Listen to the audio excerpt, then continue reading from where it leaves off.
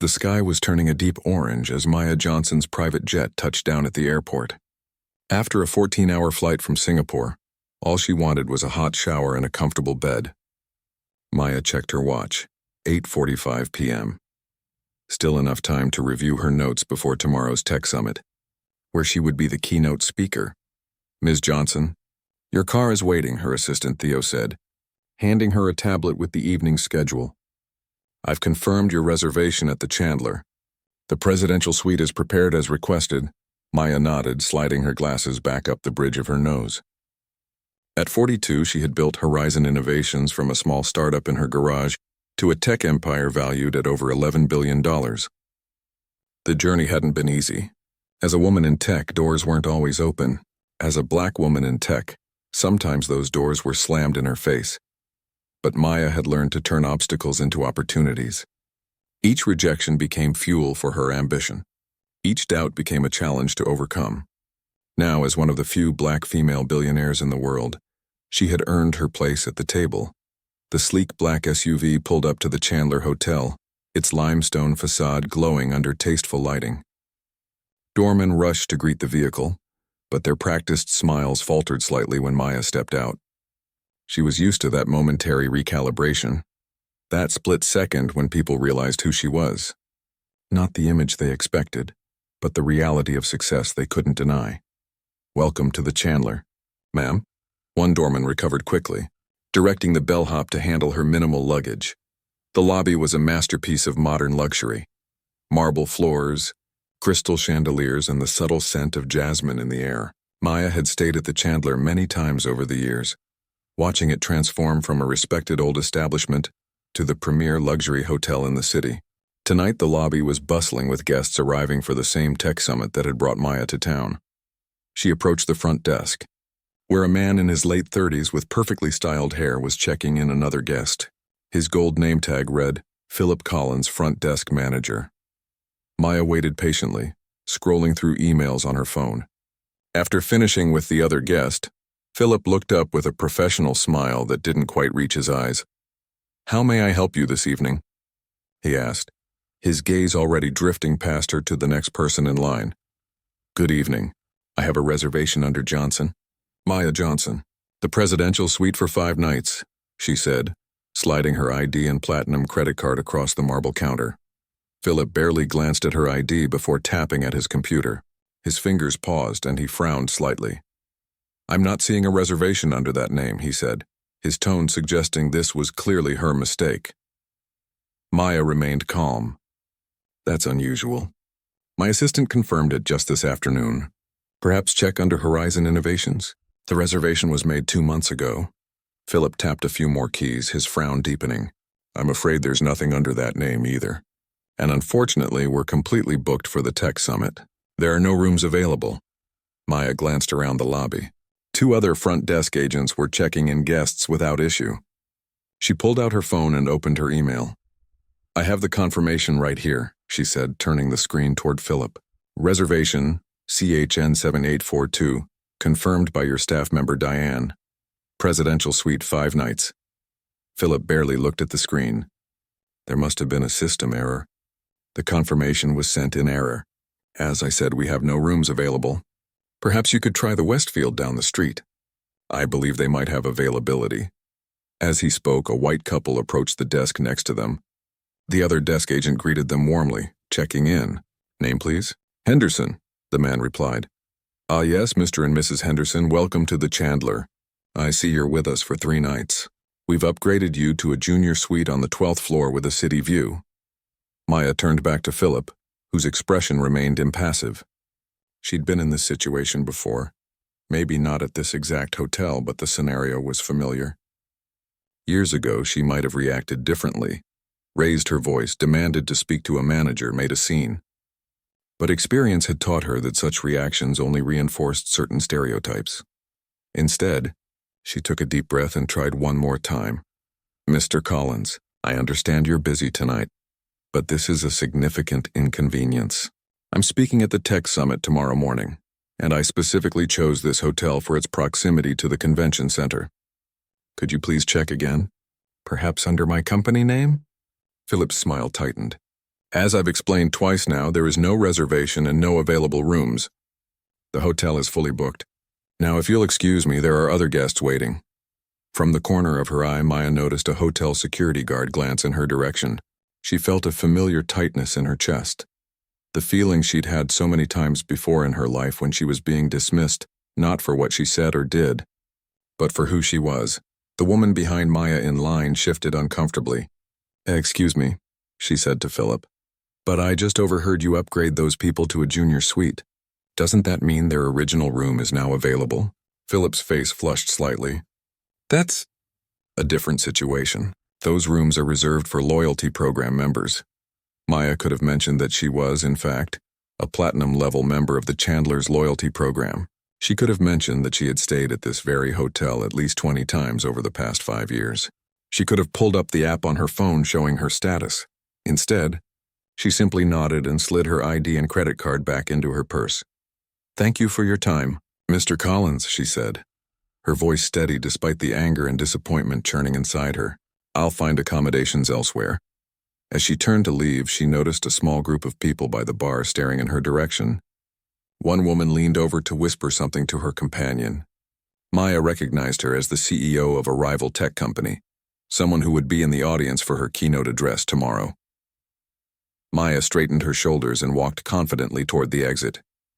As she waited for the valet to bring her car back around, she discreetly took out her phone and recorded a brief video documenting what had just happened, speaking quietly into the camera. Thursday, 9:15 p.m. Refused accommodation at the Chandler despite confirmed reservation. CHN 7842. Front desk manager. Philip Collins claimed no record of reservation and no available rooms while simultaneously checking in other guests. Notes for later. She slipped the phone back into her pocket as her driver pulled up. Getting into the back seat, she directed him to the Westfield Hotel across the street. "Change of plans, Theo," she said, calling her assistant. "The Chandler seems to have lost our reservation. I'm heading to the Westfield. Can you call ahead and secure their best available room?" While Theo made the arrangements, Maya gazed out at the Chandler through the car window. The Grand Hotel stood there, oblivious to the small act of discrimination that had just taken place within its walls. How many others had experienced similar treatment? How many had walked away feeling diminished, their dignity wounded? The Westfield welcomed her without question, the manager himself coming to greet her when he heard who had just arrived at his hotel. Within 20 minutes, Maya was settling into a spacious corner suite. Not as luxurious as what she had expected at the Chandler, but comfortable nonetheless. As she unpacked her laptop, a plan began forming in her mind. This wasn't the first time she had faced such treatment, but perhaps she could ensure it would be among the last, not just for herself, but for others as well. Maya pulled up the financial reports on the Chandler Hotel Group that her team had compiled months ago when they were researching potential real estate investments. The hotel chain had been struggling lately, their stock price dropping steadily over the past year. Their flagship property, the very hotel that had just turned her away, was their most valuable asset. A slow smile spread across Maya's face as she reached for her phone. "Theo, I need you to set up a meeting with our legal team and financial advisors first thing in the morning, before the summit, and pull everything we have on the Chandler Hotel Group. I think we just found our next project." She settled back against the pillows, a sense of calm determination replacing her earlier frustration. What had happened tonight was unacceptable, but Maya Johnson had long ago learned not to waste energy on anger. Instead, she would channel it into action, the kind of action that would shock everyone, especially a certain front desk manager who had no idea who he had just turned away. Maya woke before her alarm, the events of the previous night still fresh in her mind. The digital clock on the nightstand read 5:17, and she had always been an early riser, a habit formed during the years when she worked 3 jobs while building her first app in whatever spare moments she could find. She pulled on her running shoes and workout clothes, then headed down to the Westfield's gym. Exercise had always been her way of sorting through complex problems, and today's problem was particularly interesting. By the time she finished her 5-mile run on the treadmill, the outlines of a plan had taken shape in her mind. Back in her suite, showered and dressed in a perfectly tailored navy suit, Maya sat at the desk with a cup of green tea. She opened her laptop and pulled up the research she'd reviewed last night. The Chandler Hotel Group was publicly traded but family-controlled, with the third-generation owner, Richard Chandler, still serving as CEO. The company had expanded too quickly in recent years, taking on significant debt to renovate their properties and open new locations. Their latest quarterly report showed declining occupancy rates across their portfolio, with only their flagship property, the hotel that had turned Maya away, maintaining strong numbers. Their stock had fallen nearly 30% over the past year. They were vulnerable. Maya's phone buzzed with a text from Theo, confirming that her legal and financial teams would meet her in the Westfields Business Center in 30 minutes. She gathered her notes and headed downstairs, her mind already running through various scenarios and strategies. "Good morning, Ms. Johnson," said Denise Wu, her chief legal counsel, as Maya entered the conference room. Beside her sat Victor Chen, head of Maya's investment division, and Layla Patel, her chief financial officer. All three had been with Maya since the early days of Horizon Innovations. They were more than employees, they were her trusted inner circle. "Thank you all for meeting on such short notice," Maya said, taking a seat at the head of the table. "I had an interesting experience last night that I believe presents a unique opportunity." She played the video she had recorded outside the Chandler, then laid out the facts of what had happened. None of her team members seemed particularly surprised. They had all witnessed similar treatment over the years, both with Maya and in their own lives. "So," Victor said, leaning forward, "you want to buy the hotel that refused you a room? That's a bit dramatic, isn't it?" Maya smiled. "Not just the hotel. The entire group." Layla raised an eyebrow. "The whole Chandler Hotel Group? That's a multi-billion-dollar acquisition. And potentially a very profitable one," Maya countered. "Victor, your team evaluated them as a possible investment target 6 months ago. You told me they were undervalued but too messy to consider at that time." Victor nodded. "Their fundamentals are solid, but their management is stuck in the past. They're sitting on prime real estate in 12 major cities, but they're not maximizing revenue. Their technology is outdated, their marketing is stale, and their corporate culture." He glanced at Maya. "Well, let's just say what happened to you last night probably wasn't an isolated incident." "Exactly," Maya said. "And that's why this isn't just about revenge for one bad night. It's about seeing an opportunity where others don't. We can turn this company around, make it profitable, and in the process create a model for truly inclusive luxury hospitality." Denise, always the pragmatist, tapped her pen against her legal pad. "What's your timeline? A hostile takeover could take months, even years." "I don't want a hostile takeover," Maya replied.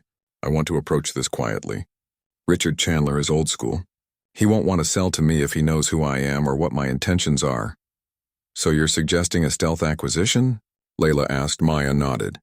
"I want to create a shell company to handle the negotiations. We'll make an offer that's generous enough to be tempting, but still represents good value for us. Victor, can your team put together a proposal by the end of the week?" "Absolutely," Victor said. "We already have most of the analysis done from our previous evaluation. Denise, I need you to set up the shell company and make sure everything is legally sound. I don't want any loopholes that could come back to haunt us later." "I'm on it," Denise said, already making notes. "And Layla, we'll need to move some funds around to have cash ready for the initial offer. Let's start with a proposal of $1.2 billion for the entire group." Layla whistled softly. "That's generous. Their market cap is barely $1 billion right now. It needs to be generous enough that they can't easily refuse," Maya explained, "but also structured in a way that protects us if we uncover any hidden problems during due diligence." The meeting continued for another hour as they refined the plan. By the time Maya left for her keynote address at the Tech Summit, the wheels were already in motion. The irony wasn't lost on her as she walked past the Chandler Hotel on her way to the convention center. Inside that building, Philip Collins was probably going about his day, completely unaware that his actions last night had set in motion events that would transform his workplace forever. Maya's keynote was a triumph. She spoke about the future of technology and the importance of diverse perspectives and innovation, without mentioning the previous night's incident. She wove in subtle references to the barriers that still existed for people of color in spaces designed for the privileged.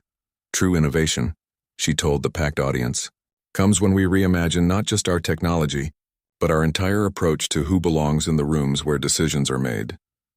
The crowd gave her a standing ovation. As Maya stepped off the stage, she noticed the CEO who had witnessed her rejection at the Chandler approaching. "Powerful speech," the woman said, extending her hand. "I particularly appreciated your points about belonging. I couldn't help but notice what happened at the Chandler last night." Maya shook her hand. "Thank you. Unfortunately, such experiences are still all too common." "It was appalling," the woman said, lowering her voice. "I've already checked out and moved to the Westfield, and I've instructed my company to cancel all future bookings with the Chandler Group." "I appreciate the solidarity," Maya said sincerely. "But you know, sometimes the most effective change comes not from walking away, but from walking in and transforming the space itself." The woman looked intrigued, but Maya simply smiled and excused herself. She had more meetings to attend and a hotel chain to acquire. Over the next few weeks, Maya juggled her responsibilities at Horizon Innovations with her new secret project. The shell company, Landmark Hospitality Ventures, made initial contact with Richard Chandler's representatives, expressing interest in acquiring the hotel group.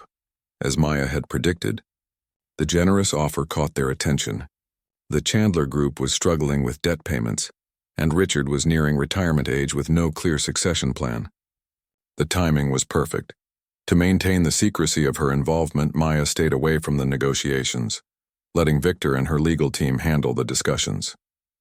3 weeks after the initial offer, they were granted access to the company's books for due diligence. "It's worse than we thought," Victor reported during a late-night call. "They've been hiding declining revenue with creative accounting. Their occupancy rates have fallen across the board, and they're having trouble meeting their debt obligations." "Perfect," Maya said.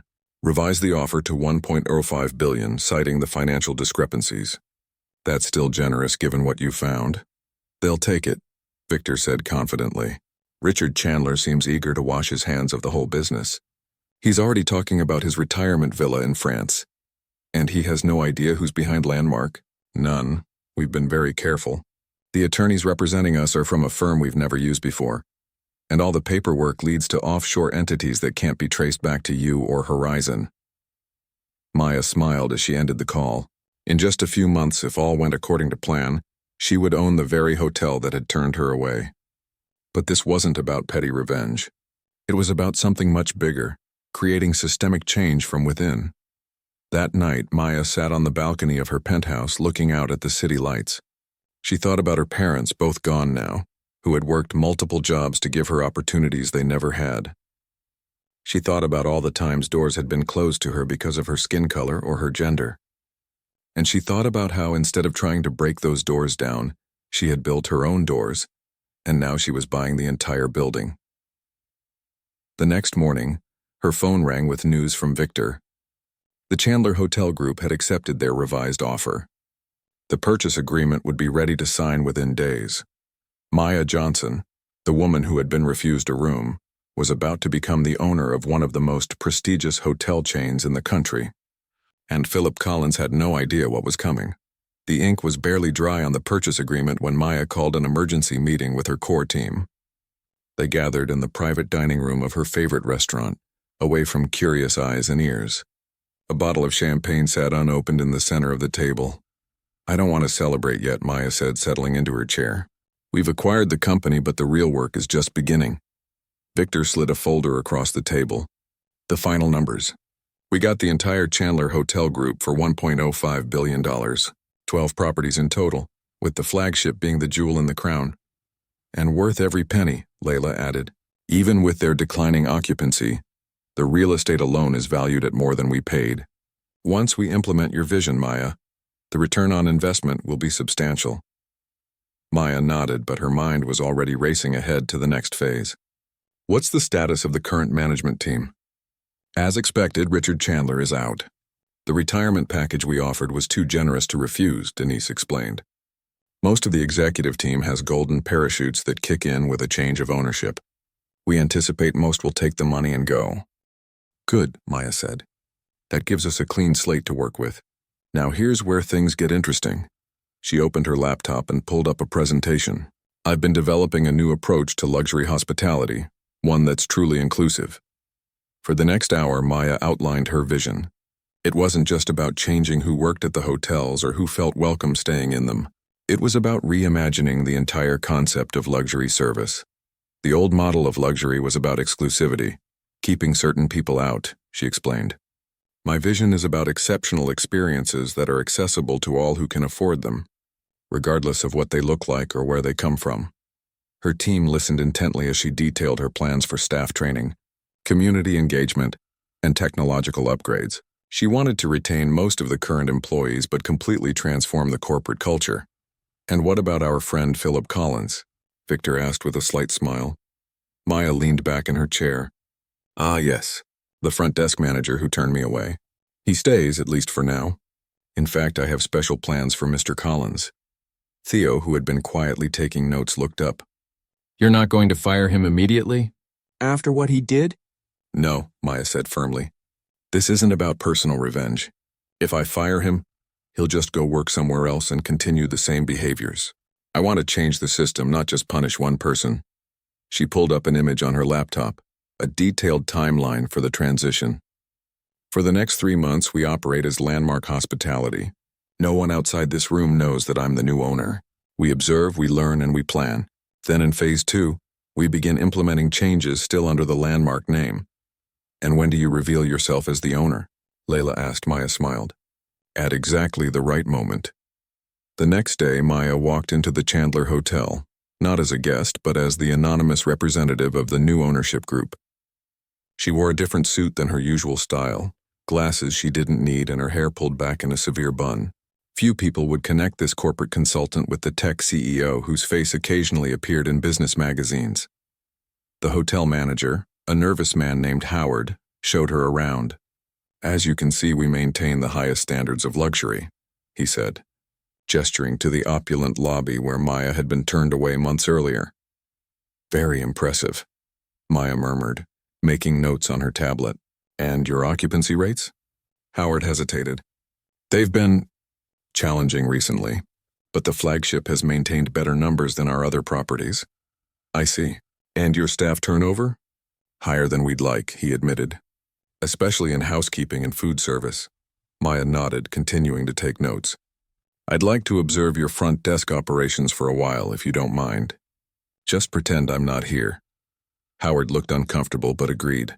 Maya settled into a discreet corner of the lobby with a clear view of the front desk. It didn't take long for Philip Collins to arrive for his shift, straightening his tie as he took his position. Maya watched him carefully over the next few hours. She noticed how his demeanor subtly changed depending on who approached the desk. The wealthy-looking white couple received his warmest welcome. The middle-aged Asian business travelers got professional courtesy. The young black family with children was treated with barely concealed impatience. It wasn't always obvious. A slightly cooler tone here, a bit less attention to detail there, but the pattern was clear to anyone looking for it. And Maya was definitely looking. Over the next few weeks, she visited all 12 properties in the Chandler Group, always in her disguise as a corporate consultant. She spoke with staff at every level, from housekeepers to executives. She stayed as a guest, testing the service firsthand. And everywhere she went, she took meticulous notes. The picture that emerged was troubling but not surprising. The Chandler brand had cultivated an atmosphere of exclusivity that often crossed the line into discrimination. It wasn't just about race, though that was certainly a factor. It was about a narrow definition of who belonged in luxury spaces. Back in her office at Horizon Innovations, Maya compiled her findings into a comprehensive report. "The good news," she told her team, "is that most of the staff genuinely want to provide excellent service. They've just been trained in an outdated model of what that means." "And the bad news?" Theo asked. "The corporate culture is toxic from the top down. The training is inadequate. The technology is ancient, and there's no accountability for discriminatory behavior." "So we clean house?" Victor suggested. Maya shook her head. "No, we transform the house. I want to keep as many of the current employees as possible, but completely retrain them. Those who can't adapt to the new culture will leave on their own." She pulled up a new presentation on the large screen in her office. "I've been working with some of the best minds in hospitality, diversity training, and customer experience. Together, we've developed a comprehensive program that we're calling Inclusive Luxury." The program would start with intensive training for all managers, followed by a complete overhaul of hiring practices, customer service protocols, and even the physical spaces of the hotels themselves. "We're not just changing the Chandler," Maya explained. "We're creating a new standard for the entire industry." As her team reviewed the materials, Denise raised a practical concern. "This is going to be expensive, Maya. The training alone will cost millions, not to mention the renovations and technology upgrades." "It's an investment," Maya replied confidently. "One that will pay off not just financially but in creating real change. And speaking of investments, it's time for Phase 2. Phase 2 began with a memo to all Chandler employees from Landmark Hospitality, announcing significant changes coming to the hotel group. New training programs were introduced, renovation plans were unveiled, and most surprisingly to the staff, customer service protocols were completely revamped. "We are redefining luxury for the modern era," the memo stated. "True luxury is not about exclusivity, but about exceptional experiences for all our guests." The reactions were mixed. Some employees embraced the changes enthusiastically. Others grumbled about political correctness and lowering standards. A few quit outright, but most adapted, especially when they saw that the new owners were investing heavily in staff development and improved working conditions. Philip Collins fell somewhere in the middle. He didn't quit, but he made little effort to hide his skepticism about the new direction. In staff meetings, he often questioned the changes, arguing that the traditional approach had served the Chandler well for decades. Maya, still in her disguise as a corporate consultant, observed these reactions carefully. She had instructed the interim management team to note which employees embraced the new vision and which resisted. This information would be valuable when it came time for Phase 3. 3 months into the transition, Maya called another meeting with her core team. "The groundwork has been laid," she said. "The new training programs are in place. The renovation plans are approved. The technology upgrades are underway. Now it's time for the final phase." "The big reveal?" Victor asked with a smile. Maya nodded. "Yes, next week all Chandler properties will close for a 3-day staff retreat. Every employee from housekeepers to executives will attend. That's when I'll introduce myself as the new owner and present the complete vision for the future of the company." "And Philip Collins?" Theo asked. Maya smiled. "Mr. Collins has been specifically assigned to the retreat at the flagship property. I think it's time he and I had a proper introduction." As she looked out the window at the city skyline, Maya felt a sense of anticipation. This wasn't about revenge. It was about creating something new and important. The hospitality industry had long been a place where subtle discrimination flourished under the guise of exclusivity. She was about to change that, starting with the very hotel that had once turned her away. "Send the notices," she told Theo. "All staff are required to attend, no exceptions." The stage was set for a revelation that would shock everyone, especially a certain front desk manager, who had no idea who was really behind the changes. Transforming his workplace, the grand ballroom of the Chandler Hotel buzzed with nervous energy as employees from all departments gathered for the mandatory staff retreat. Circular tables filled the room, each carefully arranged to mix people from different areas and levels of the organization. At the front, a stage had been set up with a podium and large screens on either side. Philip Collins adjusted his tie as he found his assigned seat. He'd been with the Chandler for nearly 15 years and had survived several ownership changes, but this Landmark Hospitality Group was unlike any previous owners. The past 3 months had brought more changes than the previous decade. New training programs, renovation plans, updated technology, and a completely revised approach to customer service that he found frankly baffling. "Good morning, everyone," called a voice from the stage. It was Howard, the hotel manager, looking unusually cheerful despite the uncertainty hanging over all their heads. "Welcome to the first annual Chandler Group Staff Summit. Today marks the beginning of an exciting new chapter for our company." Philip exchanged skeptical glances with a few colleagues at his table. The corporate consultant who had been lurking around for months, a stern woman with severe glasses who seemed to be taking notes on everything, sat at a table near the front, tablet in hand as usual. Howard continued with his welcome speech, talking about inclusive luxury and reimagining hospitality and other phrases that sounded to Philip like empty corporate jargon. He tried to look interested while mentally calculating how many more years he needed to work before retirement.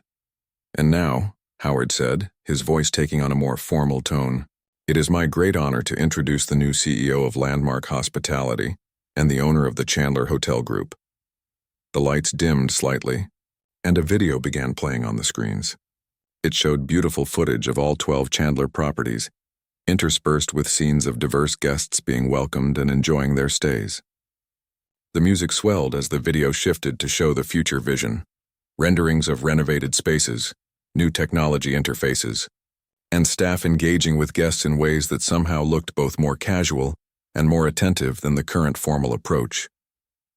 As the video ended, a spotlight illuminated the side of the stage, and a woman walked confidently to the podium. Philip's jaw dropped. The corporate consultant had removed her severe glasses and transformed her appearance, but that wasn't what shocked him. He recognized her immediately as the woman he had turned away from the hotel 6 months ago, the one who had claimed to have a reservation that he couldn't find. "Good morning," she said with a warm smile that somehow made Philip's stomach clench with dread. "My name is Maya Johnson. I'm the founder and CEO of Horizon Innovations, and as of 3 months ago, I am also the owner of the Chandler Hotel Group." A murmur rippled through the ballroom.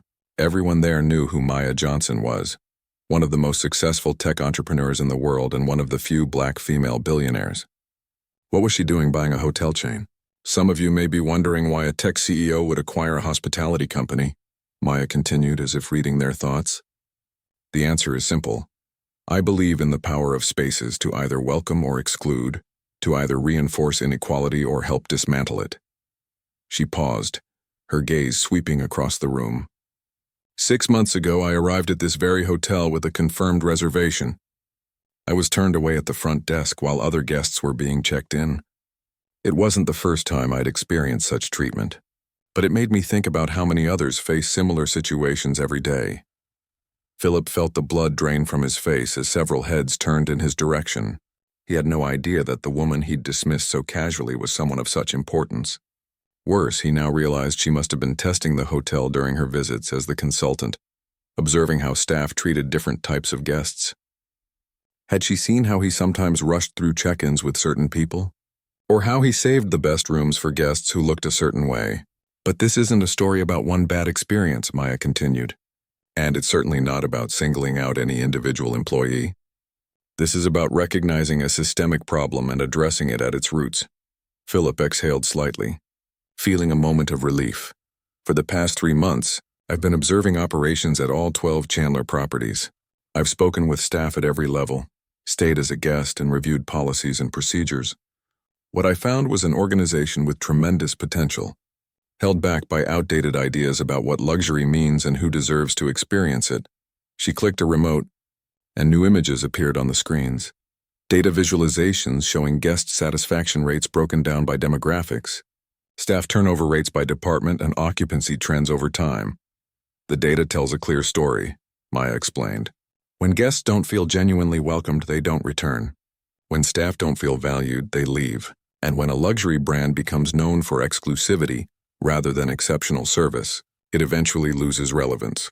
For the next 30 minutes, Maya outlined her vision for transforming the Chandler Group. The new approach would focus on personalized service for all guests, regardless of appearance or background. Staff would receive comprehensive training in cultural awareness and unconscious bias. Technology would be upgraded to enhance the guest experience while making employees' jobs easier. And perhaps most surprisingly, a portion of profits would fund scholarships and training programs for young people from underrepresented groups interested in hospitality careers. True luxury in the 21st century isn't about keeping people out, Maya said passionately. It's about creating exceptional experiences that respect the dignity of both guests and staff. It's about setting a new standard that the rest of the industry will eventually have to follow. As she spoke, Philip found himself reluctantly impressed. Despite his initial skepticism, her vision made business sense. The industry was changing, and the old model of stuffy, exclusive luxury was increasingly out of touch with younger travelers with money to spend. "Now," Maya said, her tone shifting slightly, "I want to address something important. I know that change can be difficult, especially for those who have been successful under the old system. Some of you may be wondering if you still have a place here. The room grew very quiet. Philip felt a bead of sweat roll down his back. My answer is yes, if you're willing to grow. Everyone in this room will receive the training and support needed to thrive in our new approach. Those who embrace this vision will find opportunities for advancement that weren't possible before. Those who cannot or will not adapt, she paused. Well, the hospitality industry is large, and there are plenty of hotels still operating under the old model. The message was clear: get on board or find another job. Over the next 2 days, you'll participate in workshops and training sessions that will give you a taste of our new direction. You'll meet the experts who will guide our transformation, and you'll have the opportunity to ask questions and share your own ideas. Maya stepped away from the podium and moved to the center of the stage. But before we begin those sessions, I want to speak directly to the person who turned me away 6 months ago. Philip froze in his seat as Maya's gaze found him in the crowd. I want to thank you, she said, surprising everyone. If you had given me a room that night, I might never have seen the opportunity to create meaningful change in this industry. Your action, whether it was motivated by bias or simply poor customer service, led directly to where we all are today. Uncomfortable laughter rippled through the room. Philip felt his face burning with embarrassment. But there was something in Maya's expression that wasn't vengeful. She seemed genuinely grateful for the chain of events that had brought her here. I believe people can change when given the right tools and incentives, she continued. That includes me. That includes all of you. And yes, that includes the front desk manager who didn't realize he was turning away his future boss. More laughter, a bit more relaxed this time. Some of the tension in the room began to ease. So let's begin this journey together, Maya concluded. By this time next year, the Chandler name will stand for a new kind of luxury. One that's defined by exceptional service for all, not exclusivity for a few. Those who join me in this vision will be part of something truly revolutionary. As applause filled the ballroom, Philip sat perfectly still, his mind racing. He had a decision to make: adapt to this new vision or find another job. Looking at Maya Johnson standing confidently on stage, outlining a future that actually made sense for the struggling hotel group, he began to think that perhaps change wasn't such a bad thing after all. The woman he had dismissed so easily 6 months ago was now his boss. And surprisingly, she was offering him a chance to be part of something bigger than himself. The question was whether he would take it. 1 year later, the lobby of the renamed Horizon Grand Hotel, formerly the Chandler flagship, hummed with activity. Gone was the stuffy, intimidating atmosphere of the past. In its place was a space that somehow managed to feel both luxurious and welcoming at the same time. Maya Johnson stood near the entrance, observing the scene with quiet satisfaction. The renovations had transformed not just the physical space, but the entire energy of the hotel. Modern art by diverse artists adorned the walls. The furniture was still elegant but arranged to create conversation areas rather than formal, isolated seating. A coffee bar had replaced the old-fashioned concierge desk, with guests and staff chatting easily as they discussed local attractions and restaurant recommendations. Quite a change from a year ago, said a voice beside her. Maya turned to see Philip Collins, now the hotel's director of guest experience. His transformation had been perhaps the most surprising outcome of the past year. Indeed it is, she agreed. The numbers reflect it too. Occupancy up 30%, guest satisfaction scores at an all-time high, and staff turnover down by more than half. Philip nodded, his expression thoughtful. I never would have believed it. Honestly, I thought all this inclusive luxury talk was just corporate spin. I didn't think it would actually work. And now? Maya asked, genuinely curious. Of all the staff members who had stayed through the transition, Philip's journey had been the most remarkable. After the initial shock of the staff retreat, he had approached Maya with an unexpected request. He wanted to be part of the change. Now I'm a convert, he admitted. I've seen guests return who I never thought would come back. I've watched our staff grow in ways I didn't think possible, and I've had to confront some uncomfortable truths about myself along the way. The day after Maya's revelation as the new owner, Philip had requested a private meeting. He had arrived nervous and defensive, clearly expecting to be fired. Instead, Maya had offered him a choice: participate fully in the transformation of the hotel, starting with intensive training in unconscious bias and modern customer service, or accept a generous severance package. To everyone's surprise, Including his own, Philip had chosen to stay. The training had been difficult, forcing him to confront patterns of behavior he'd developed over decades in the industry. There had been moments when he'd nearly quit, when the old ways seemed easier and the new approach too challenging. But something had kept him going. Perhaps the realization that the industry was changing whether he liked it or not. Or maybe simple curiosity about where Maya's vision might lead. Whatever the reason, he had persisted, gradually shifting from reluctant participant to genuine advocate. "The Jenkins family is checking in today," Philip said, referring to the young black family he had treated dismissively a year ago. "This is their third stay with us since the rebranding. And how are you feeling about that?" Maya asked. "Honestly, I'm looking forward to it. Their kids are great, and Mr. Jenkins always has good restaurant recommendations. They feel more like regular guests now, not—" He trailed off, looking embarrassed. "Not people who don't belong in a luxury hotel?" Maya finished for him. Philip nodded, having the grace to look ashamed. "I can't believe I ever thought that way. Or rather, I can believe it, which is the problem. I never questioned the assumptions I was working under." Maya checked her watch. "It's almost time for the press conference. Are you ready?" "As ready as I'll ever be," Philip replied, straightening his tie. They walked together toward the hotel's newly renovated event space, where journalists from major publications and industry media had gathered. Today marked the official completion of the transformation of all 12 former Chandler properties into the Horizon Hospitality Group, and the launch of the company's Hospitality Training Institute. As they entered the room, Maya spotted her core team, Victor, Layla, Denise, and Theo, already seated in the front row. They had been instrumental in the success of this venture, which had exceeded even Maya's optimistic projections. What had begun as a response to discrimination had evolved into a profitable business model that was already influencing the entire industry. Howard, the former hotel manager who was now the company's chief operating officer, approached the podium. "Ladies and gentlemen, thank you for joining us today. It is my pleasure to introduce Maya Johnson, founder and CEO of Horizon Hospitality Group." Applause filled the room as Maya took her place at the podium. Camera flashes popped as photographers captured images for tomorrow's business sections. "Thank you all for coming," Maya began. "1 year ago, we embarked on an ambitious project to reimagine what luxury hospitality could be in the 21st century. Today, I'm proud to announce that all 12 of our properties have completed their transformations.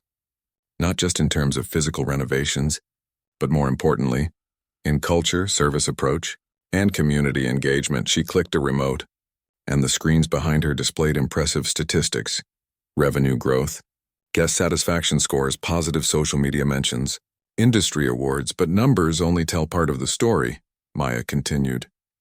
"The real success lies in the experiences of our guests and the growth of our team members." She gestured to Philip, who joined her at the podium. "I'd like to introduce Philip Collins, our Director of Guest Experience, who has been on this journey from the very beginning, though perhaps not in the way either of us expected." There was a ripple of laughter from those who knew the story of how Maya and Philip had first met. Maya had shared that story in several interviews over the past year, not to embarrass Philip, but to illustrate how systemic change was possible when people were given the opportunity to grow. Philip stepped up to the microphone, looking both nervous and determined. "A year ago, I was the front desk manager who turned Ms. Johnson away from this very hotel. I'd like to say it was just a mistake with the reservation system, but the truth is more complicated. I had been trained in an approach to luxury that was fundamentally exclusive, one that made assumptions about who belonged in spaces like this based on appearance." He paused, gathering his thoughts. "When Ms. Johnson became the owner and introduced her vision for inclusive luxury, I was skeptical. I had spent 15 years in an industry that defined luxury by who it kept out, not by the quality of experience it provided to all guests. The transition wasn't easy for me, but the results speak for themselves." Philip gestured to the data on the screens. "Our most satisfied guests now come from backgrounds that the old Chandler might have subtly discouraged. Our staff is more diverse and more engaged than ever before, and perhaps most surprisingly, our highest spending repeat customers appreciate the more authentic, less stuffy atmosphere we've created." He turned to Maya with genuine respect in his eyes.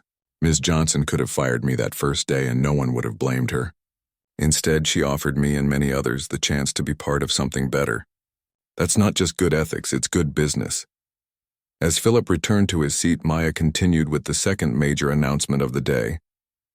Today, we're also launching the Horizon Hospitality Institute, a training program designed to create pathways into the luxury hospitality industry for people from underrepresented backgrounds.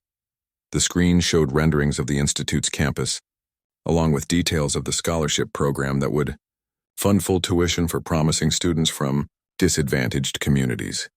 The Institute will not only train future hospitality professionals, but will also offer courses for existing industry workers who want to bring inclusive luxury principles to their current workplaces. Our goal is nothing less than transforming the entire industry. The press conference continued with questions from journalists, many of whom had been following the Horizon story with interest over the past year.